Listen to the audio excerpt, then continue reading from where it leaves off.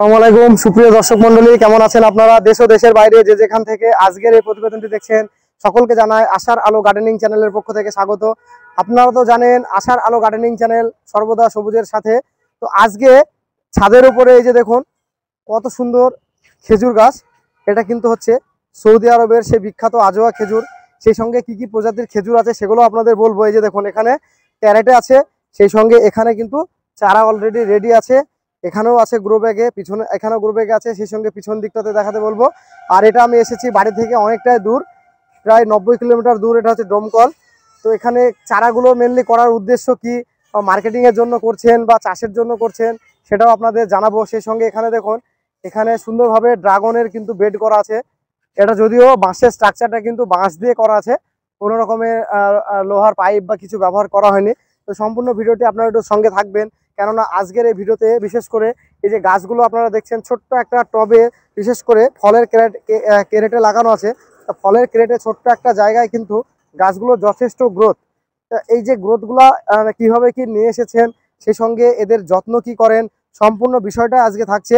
আশা করি ভিডিওটি আপনারা দেখবেন। তো ভিডিওটি ভালো লাগলে অবশ্যই একটা লাইক করবেন, যারা চ্যানেলে নতুন তারা অবশ্যই চ্যানেলটি সাবস্ক্রাইব করবেন, আর অলরেডি যারা সাবস্ক্রাইব করে রেখেছেন তাদেরকে অসংখ্য ধন্যবাদ। তো আসুন এত কিছু কর্মকাণ্ড যিনি করেছেন তার সঙ্গেও আপনাদের অবশ্যই পরিচয় করাবো। আসসালামু আলাইকুম। ওয়ালাইকুম আসসালাম ওয়া রাহমাতুল্লাহি। তো আপনি কেমন আছেন আর অডিয়েন্সের উদ্দেশ্যে আপনার নামটা বলুন। আমার নাম আশিরউদ্দিন মন্ডল, এটা ডোমকল বাস স্ট্যান্ড। আচ্ছা, তো পিছনে ভিডিও দেখাতে বলবো। এটা হচ্ছে Baharampur to Domkal main road, তাই তো? হ্যাঁ, এটা হচ্ছে ডোমকল বাজার বাস স্ট্যান্ড। আচ্ছা, তো এটা আমরা আছি কোথায়? ডোমকল বাস স্ট্যান্ড আমার এস বাজার কাপড়ের দোকান। মানে আপনার কাপড়ের দোকান আছে, তাই তো? তো এটা আমরা কাপড়ের দোকান আছে আমরা, তো দোকানের নামটা বলুন আপনার। এস বাজার। আচ্ছা, তো আপনার অডিয়েন্সের উদ্দেশ্যে আপনার মোবাইল নাম্বারটা বলুন, বিশেষ করে গাছের জন্য। 91 53 55 21 40, এটা আমার মোবাইল নাম্বার। আর এখানে বিভিন্ন প্রকারের আপনার খেজুর গাছ আছে, ড্রাগনের গাছ আছে। মানে আমরা শখের বিষয় ধরেন এটা করছিলাম। আচ্ছা, তো দেখতে দেখতে আমাদের বেশ ভালো লাগছে। আমাদের এখনো ড্রাগনের গাছের এমনি যে লোহার অ্যাঙ্গেল ট্যাঙ্গেল যেগুলো দরকার ওগুলো করিনি, বাঁশের স্ট্রাকচার দিয়ে আমরা। আর আমরা যেহেতু রাস্তার সাইডে আছি, সাউন্ডে একটু সমস্যা হতে পারে, সেটা আপনারা একটু অ্যাডজাস্ট করে নেবেন।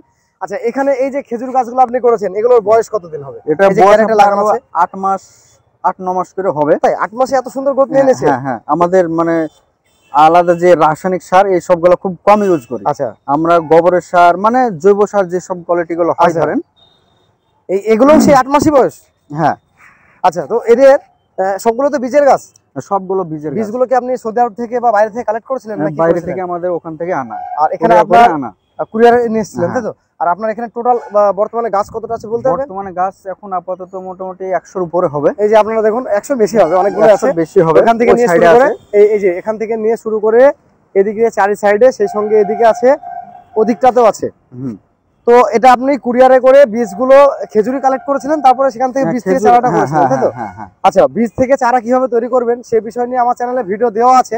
তাহলে আপনার মুখ থেকে আমি একবার জানতে চাইছি যে আপনি সর্বপ্রথম যখন বীজ থেকে চারাটা তৈরি করেছিলেন তখন চারাটা কিভাবে তৈরি করেছিলেন? যখন বীজটা আপনার ওই খাওয়ার পরে, খেজুরটা খাওয়ার পরে ওই 3-4 দিন বা 5 দিন মতো খেজুরের আঠাটাকে শুকাতে হয়। আচ্ছা, শুকানোর পরে একটা প্লাস্টিকের ডাব্বাতে আপনার ওটা 3-4 দিন, তার আগে শুকানোর পরে 3-4 দিন ভিজে রাখতে হয় বা 1 সপ্তাহ ভিজে রাখতে হয়।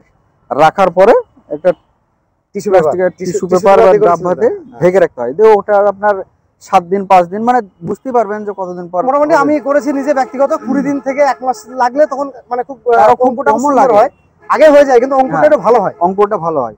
তারপরে আপনি নিয়ে এই যে আমাদের 50% মাটি ধরেন, গোবরের সার এই সবগুলো দিয়ে, এখানে একটু বালি মাটি দিলে কিন্তু ভালো হয়। বালি কি দিয়েছিলেন?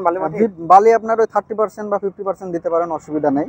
যার যেরকম পরিস্থিতি থাকে, ধরেন সবাই তো ওই মাটি চাইলে পায় না। অবশ্যই। আর একটা বিষয় হচ্ছে, আপনি এগুলো কি এখন কমার্শিয়ালি চাষ করবেন ভাবছেন নাকি মার্কেটিং? এখন তো ইচ্ছা আছে, দেখতে ভালো লাগছে, আমি আরো মার্কেটিং করব, আরো বাড়াবো, আরো কিভাবে পরিচর্যা করলে কিভাবে আমার এটা আরো ভালো হবে সেই পজিশনটা আমি। আর এই যে গাছগুলো এত সুন্দর গ্রোথ নিয়ে এসেছেন, সেক্ষেত্রে আপনি এদের মানে কি কি সার ব্যবহার করেছেন বা এদের কি কি ফাঙ্গিসাইড দিয়েছেন, কি কি পেস্টিসাইড দিয়েছেন, সম্পূর্ণ যত্নটা যদি একটু বলেন। এটা আপনার বলতে গেলে আলাদা আমাদের রাসায়নিক সার, কিনা সার আমরা ইউজ খুবই কম করে। আপনি এখানে দেখতে পাচ্ছেন, হ্যাঁ সবই তো দেখছি ডিমের খোসা, গোবর সার, এসব মানে জৈব দিকটা বেশি সাজেস্ট করছেন, তাই তো? বা এই গাছের পাতা বা ওই ঘাস টাইপের যে ওগুলা তুলে আমি ওখানে রাখতে পারি। আচ্ছা আচ্ছা, ওটা পচে ওটা একটা সার হয়ে যায়।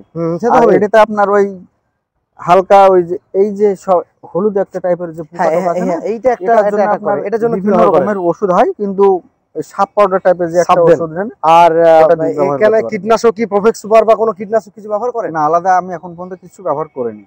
তো এগুলো গাছগুলো তো আপনার যা পজিশন আমি দেখছি, তাতে তো আপনাকে গাছগুলো মোটামুটি জমিতে কিছুদিনের মধ্যে হয়তো বা লাগিয়ে দিতে হবে। হ্যাঁ হ্যাঁ হ্যাঁ হ্যাঁ। এটা আমাদের যেমন ড্রাগনের জন্য আপনার যে গাছটা ছাটা দেখছেন, এখান থেকে আমরা চারা বের করে ফেলেছি কিছুটা, আর হয়তো আপনি এখানে এই যে দেখতে পারেন। ড্রাগনের যে আপনারা কাটিং কেটেছেন, এগুলো কি মার্কেটে বিক্রি করছেন নাকি? এগুলা বিক্রি করেন, নিজের মোটামুটি 2 বিঘা জমিতে লাগানোর জন্য আমরা পুরোটা নিয়ে গেছি, চারা হয়েছে। আর আরেকটা এই side যে আমার। ড্রাগন আপনারা এর আগে দেখেছেন চারা কিভাবে তৈরি করবেন, সে নিয়েও আমার চ্যানেলে ভিডিও দেওয়া আছে। যেমন এটা 1 ফুট, এটা আপনি লাগাতে পারেন। এটা হালকা এই সাইড হ্যাঁ, এই সাইড, এই 3 সাইড এটা কোন করে কেটে আপনি যে কোনো একটা মেডিসিন, মানে যেটা আর সাপ পোকামাকড় পাউডার দিতে হবে। আর আপনার ড্রাগনটা কি জাতের আছে? ড্রাগনটা এটা আমার সব দেশি, হাইব্রিড একটাও নেই। তাই? তাহলে মনে হয় ফলটা সাইজটা ছোট হয়, তাই তো? সাইজ বলতে গেলে আপনার 350 লাস্ট। তাহলে আপনার পিঙ্ক রোজটা হতে পারে। টেস্টটা কি খুব মিষ্টি হয়? হ্যাঁ, মিষ্টি। তাহলে আপনার পিঙ্ক রোজই হবে। মানে ড্রাগনটা আপনারা 2 বিঘা একদম মানে রক্তের মতো লাল থাকে ভিতরটা। আচ্ছা, তাই?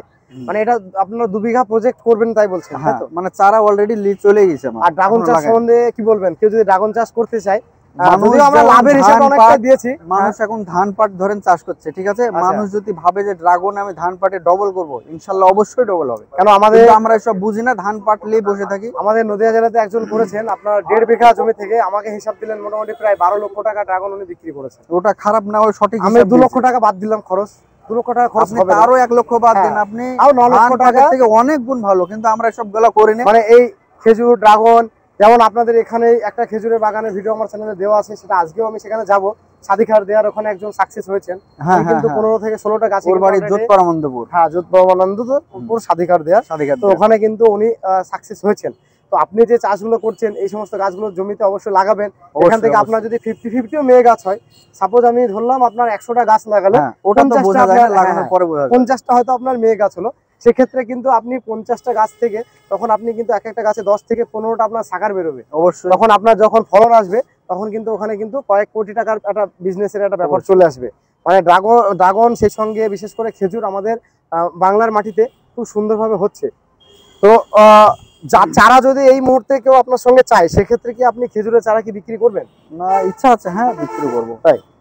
তো এই ছোট প্যাকেটের চারাগুলো মোটামুটি কত দাম রাখতে পারেন, এটা অনুমান? এটা ধরেন এখনো সিদ্ধান্ত নিইনি। আচ্ছা, মানে এখন আমরা সেভাবে বেচবো না, আমরা প্রথমত আমরা নিজে চাষ করে মানে নিজে আপনি নিজে বুঝে নেব হবেন তারপরে, তাই তো? হয়তো আমি এখন আপনাদেরকে ভালো বলে দিয়ে দিলাম, পরবর্তীতে কিছু হয়ে গেল, এটা খারাপ না, না। এটা একটা খুবই ভালো বিষয় বলেছেন। মানে আমি নিজে আগে চাষ করে কেমন ফলন পাচ্ছি, মানে কোন চারাটা দেখলে কোনটা খেজুর আসবে কোনটা আসবে না, এটা তো বিষয় আছে। আর একটা ব্যাপার হচ্ছে এখানে আপনার বিক্রি করবো বলে বিক্রি হয়ে যাবে, কিন্তু তার সঙ্গে না না সে ঠিক আছে, প্রতারণা হয়ে যাবে। হ্যাঁ, না এটা ভালো কথা বলেছেন। আগে আমি নিজে চাষ করে নে, অবশ্যই ড্রাগনটা এখন দিতে পারবো, ড্রাগন আপনার স্টক আছে। খেজুরটা আগে আমি নিজে করে আর এখানে আপনার খেজুরের কটা জাত নিয়ে আপনি কারবার করছেন? এখানে জাত আছে আপনার, যেমন 1 নম্বর আজোয়া আছে, মেটজুন আছে, কালমি আছে, জম্বো আছে, মানে আরো অনেক মানে আছে, অনেকগুলো ভ্যারাইটি নিয়ে কাজ করছেন। হ্যাঁ। কিন্তু আমাদের এখানে আজোয়ার রেজাল্টটা খুবই ভালো। আজোয়ার রেজাল্টটা ভালো, এই দুটো রেজাল্টই ভালো।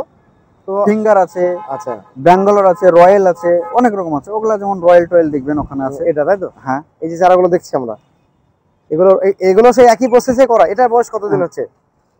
এটা আপনার 5 মাস মতো হয়ে যাবে। এগুলো আপনাকে এবার জায়গাটা চেঞ্জ করতে হবে। হ্যাঁ, জায়গা চেঞ্জ করে, মানে আমার জমিটা জায়গা ঠিক হয়ে গেলে ধরেন আমি এখান থেকে সবগুলো নিয়ে চলে যাব। আর এই গাছগুলো কিন্তু গ্রোথ ভালো আছে। আপনি যদি এগুলো নিচে লাগান, এটা কিন্তু খুব অল্প দিনের মধ্যে কিন্তু গাছগুলো আরো, এই যে এই গাছটাই কিন্তু মোটামুটি আপনারা দেখুন হাইটের হিসাব করলে এখনই মোটামুটি 2.5 ফুটের কাছাকাছি হাইট হয়ে গেছে। 2.5 ফুট এখনই হাইট হয়ে গেছে। মানে এটা নেক্সট টাইম কিন্তু জমিতে লাগালে আরো সুন্দরভাবে এর গ্রোথ হবে। তো সেক্ষেত্রে আপনারা শুনলেন, অবশ্যই আপনারাও জমিতে চাষ করুন, অবশ্যই আপনারাও সাকসেস পাবেন। হ্যাঁ, সকলে যখন চাষটা করবে, তখন কিন্তু মানুষের মধ্যে একটা আগ্রহটা বাড়বে। অনেকে চাষ করলে কি হয়, মার্কেটিংটা নিয়ে কোনো সমস্যা থাকবে না। যখন আপনি একা চাষ করবেন, মার্কেটিং এর একটা সমস্যা আসতে পারে, যেহেতু এগুলো একটা দামি ফল। সেক্ষেত্রে যখন সকলে মিলে চাষ করবে, সেক্ষেত্রে কিন্তু একটা মার্কেটিংও ভালো হবে। সুপ্রিয় দর্শক মন্ডলী, আশা করি আজকের ভিডিওটি আপনাদের ভালো লাগবে। ভিডিওটি ভালো লাগলে অবশ্যই একটি লাইক করবেন। আজকের এই ভিডিও থেকে আপনারা ড্রাগন আর বিশেষ করে খেজুর চাষ সম্বন্ধে একটি সম্পূর্ণ ধারণা পাবেন, সেই সঙ্গে আপনাদের একটু আগ্রহটাও বাড়বে।